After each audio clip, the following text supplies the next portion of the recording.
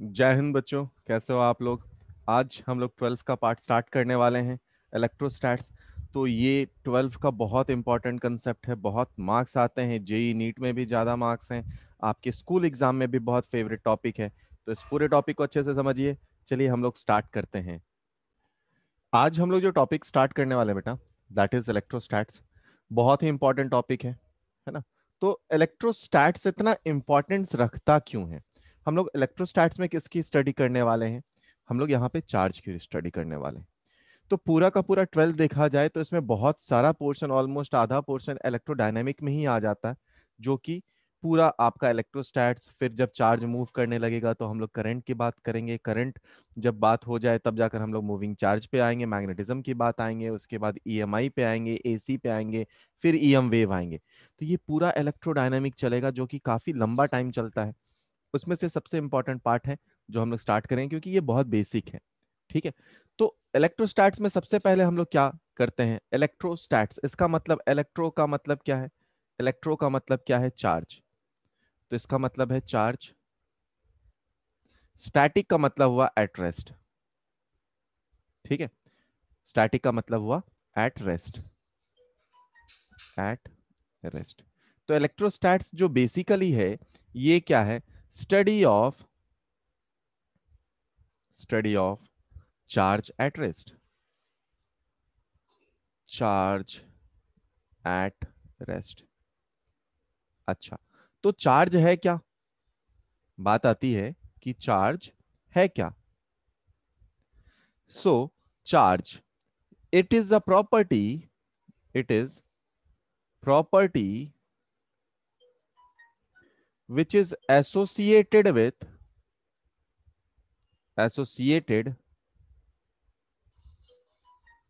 with matter. It is a property which is associated with matter, और मास आप बोल सकते हैं। अच्छा, ये जो प्रॉपर्टी है ये साइज से इंडिपेंडेंट होती है। So it is it is a intrinsic intrinsic property. Property, इसका मतलब क्या है? It is independent of size of, independent, it is independent of size of particle. Particle, ठीक है। अच्छा, तो चार्ज क्या है? चार्ज एक ऐसा प्रॉपर्टी है जो कि मैटर के साथ एसोसिएटेड होता है, या मास के साथ, मैटर या फिर मास के साथ एसोसिएटेड होता है। ये कैसा प्रॉपर्टी है? ये एक इंट्रिंसिक प्रॉपर्टी है। इसका मतलब क्या होता है? कि it is independent of size है। अच्छा, तो फिर बात आती है कि चार्ज की स्टडी करना ही क्यों इंपॉर्टेंट है। ये पेन की स्टडी क्यों नहीं करते हैं? लैपटॉप जो वॉल है इसकी स्टडी क्यों नहीं करते? वाई चार्ज इतना ज्यादा इंपॉर्टेंट क्यों है ना? So why we need to study, why why we need to study charge, and why it is so important. It is so important. ऐसा क्यों है? ऐसा इसलिए है, ऐसा इसलिए है क्योंकि क्योंकि अगर एक इलेक्ट्रिक चार्ज है बेटा, अगर एक इलेक्ट्रिक चार्ज, ठीक है, ये इलेक्ट्रिक चार्ज दोनों इफेक्ट दे सकता है। ये इलेक्ट्रिक चार्ज दोनों इफेक्ट दे सकता है। ये इलेक्ट्रिकल इफेक्ट भी दे सकता है, ये इलेक्ट्रिकल इफेक्ट भी दे सकता है, और ये मैग्नेटिक इफेक्ट भी दे सकता है।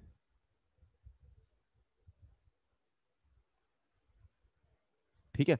तो जो इलेक्ट्रिक चार्ज है अपना, वो दोनों इफेक्ट दे सकता है, इलेक्ट्रिकल इफेक्ट भी देता है और मैग्नेटिक इफेक्ट भी देता है। तो कब कब देता है ये, इसी बात को हम लोग पढ़ेंगे।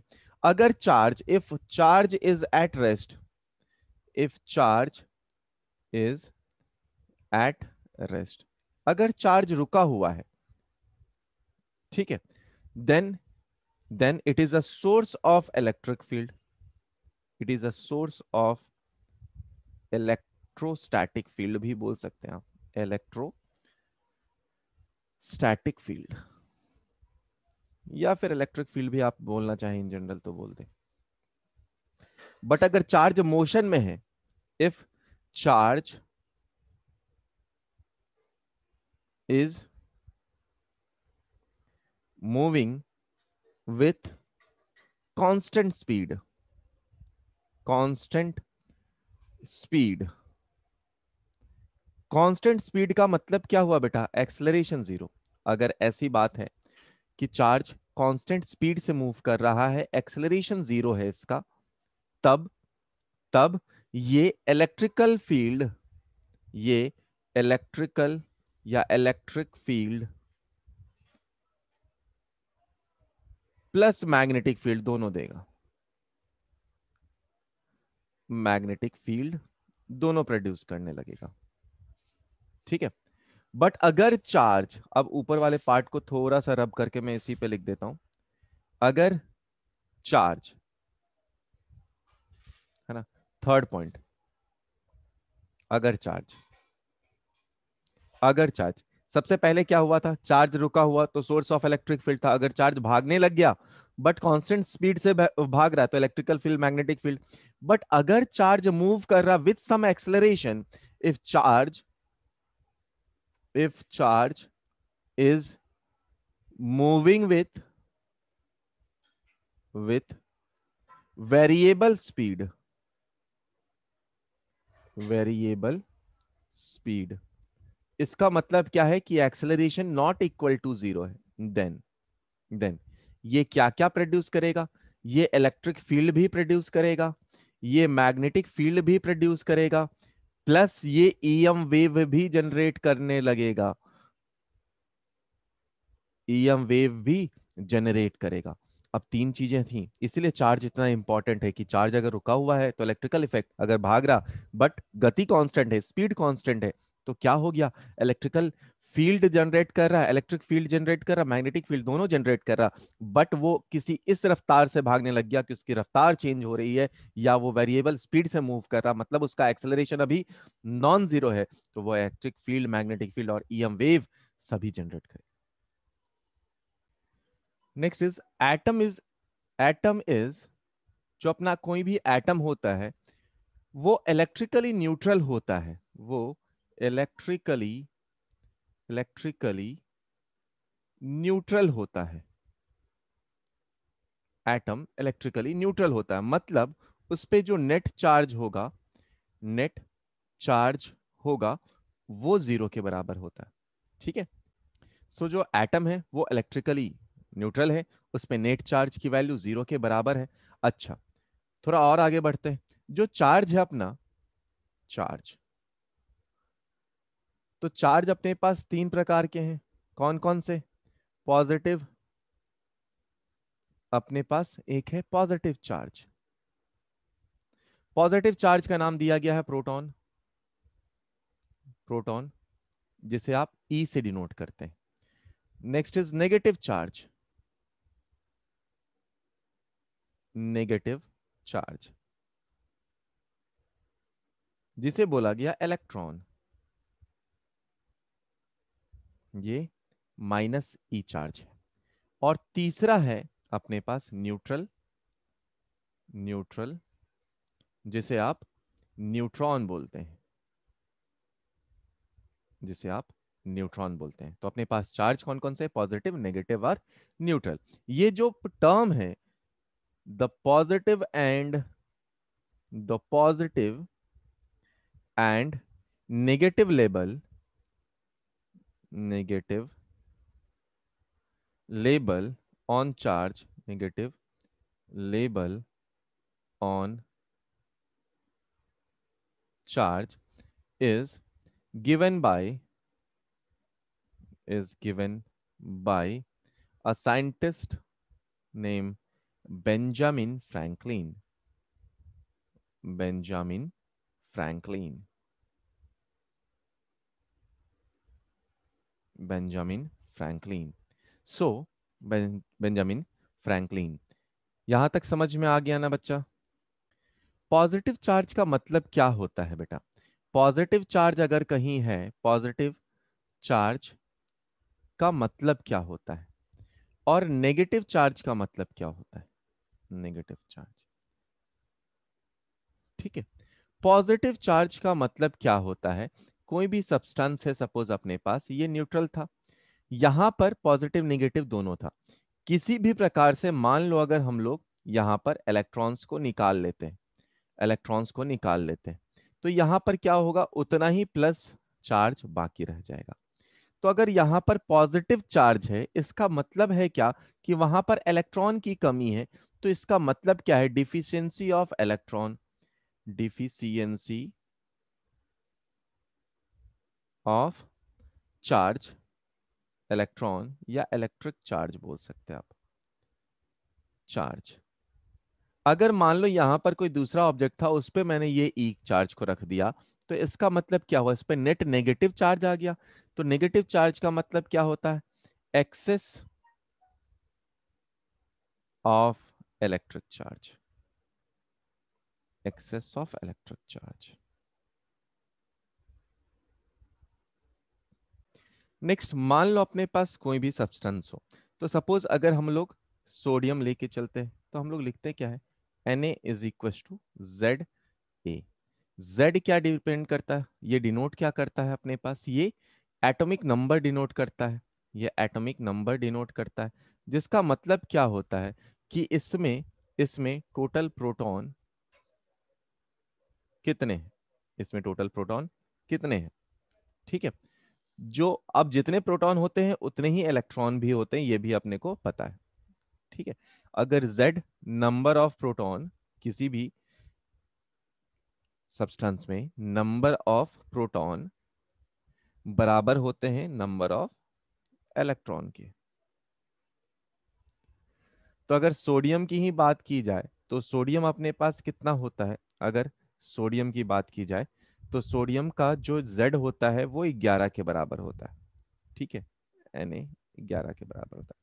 तो अपने को बस इसी से मतलब है, प्रोटॉन की संख्या कितनी, 11 के बराबर है ना, 11 के बराबर है। इतना ही सेम इलेक्ट्रॉन भी होगा, इतना ही सेम इलेक्ट्रॉन होगा।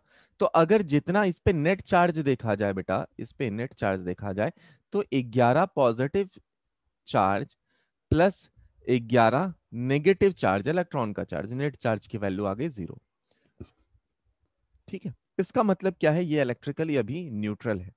अगर मान लो बेटा Na+2 ले लेते हैं सपोज, है ना, तो +2 का मतलब क्या है, कि इलेक्ट्रॉन निकाला जा चुका है ना, इलेक्ट्रॉन निकाला है, डिफिशियंसी है। उसी बात को अगर हम लोग देखें, तो अभी नंबर टोटल चार्ज अगर अभी देखा जाए, है ना, टोटल चार्ज अभी देखा जाए, तो अपने को पता है टोटल प्रोटॉन कितने होंगे, वो तो होगा 11 ई के बराबर ही होगा, प्लस अभी दो इलेक्ट्रॉन आपने निकाल लिया है, तो कितना बाकी रहेगा, 9 इलेक्ट्रॉन रहेगा, यानी अभी कितना आ जाएगा, 2 ई चार्ज आ जाएगा, ठीक है। यही क्या दिखा रहा, कि अभी डिफिशियंसी ऑफ इलेक्ट्रॉन है, ऑफ इलेक्ट्रॉन है, ठीक है। अगर सपोज इसी को हम लोग लिखते हैं, इसी को हम लोग लिखते हैं Na11, Z की वैल्यू -2 के बराबर, -2 के बराबर। -2 का मतलब क्या है, इस पे इलेक्ट्रॉन को लाकर रख दिया गया होगा। तो अगर इस पे टोटल चार्ज निकालें, तो प्रोटॉन तो बेटा उतना ही है, बट इस बार 13 इलेक्ट्रॉन हो गया है, 2 एक्स्ट्रा आ गए हैं, यानी टोटल चार्ज -2e आया। मतलब क्या है, इलेक्ट्रॉन एक्स्ट्रा है, तो excess of electron, excess of electron हो गया है।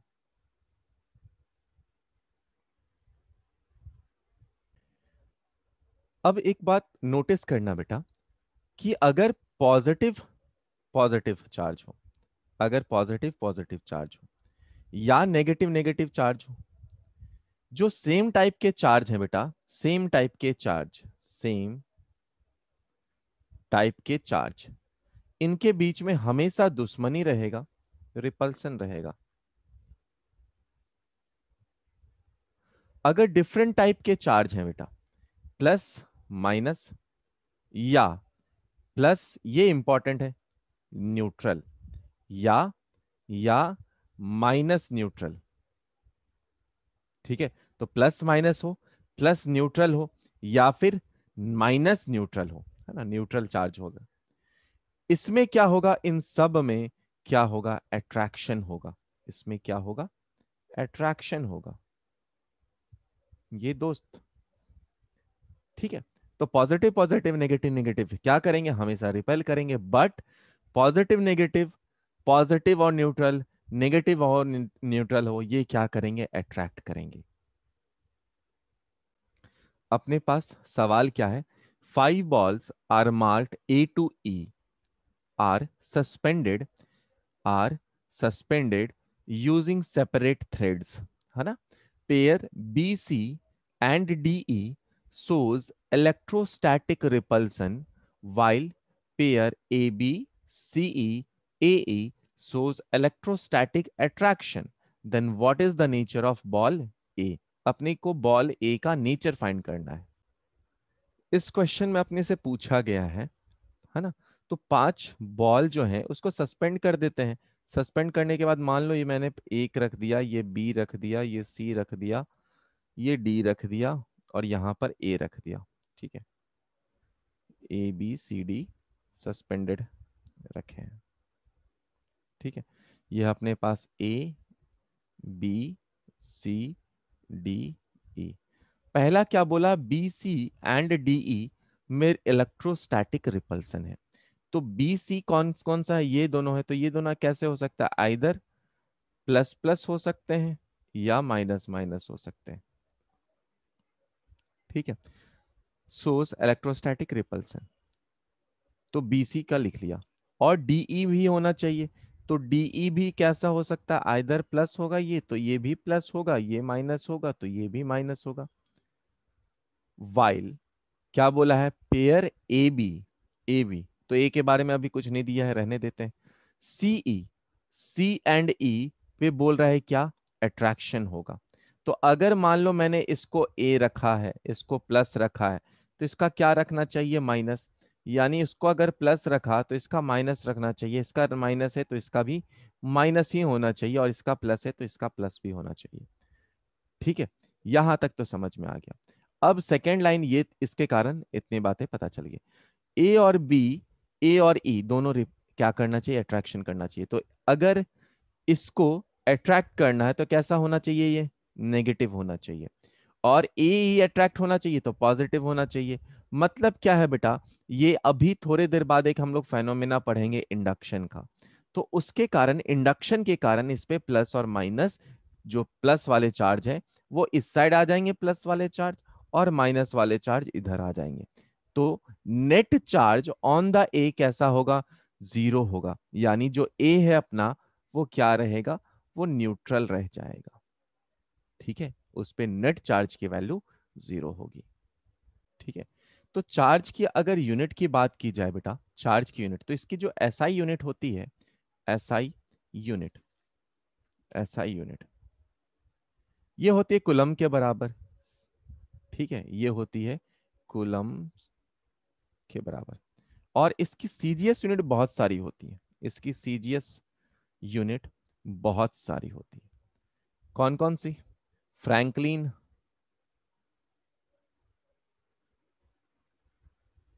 Stat coulomb,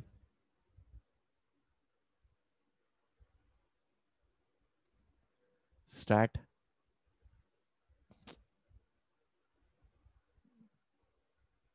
coulomb, ईएसयू,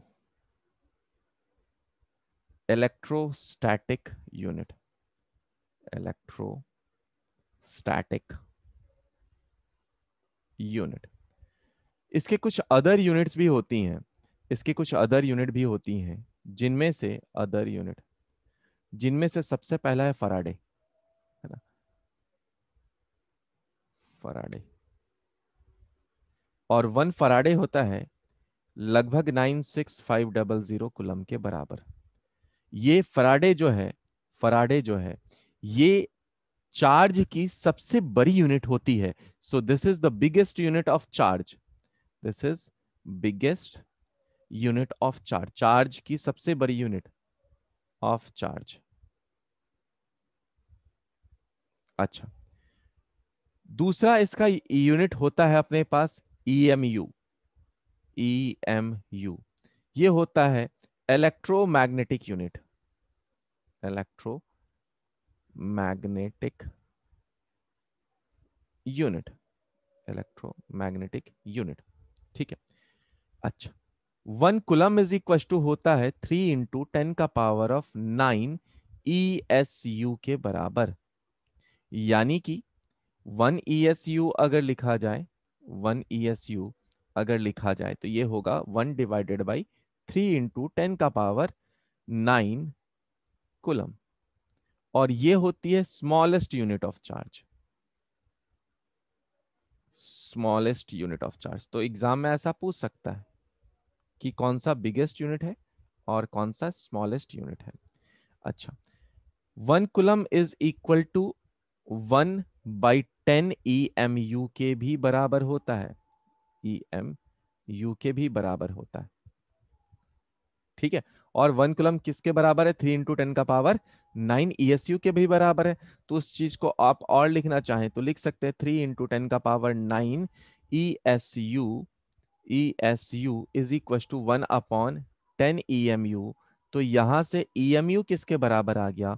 1 EMU is equal to 1 EMU is equal to 3 × 10⁻⁹ ESU के बराबर है, ESU के बराबर आया।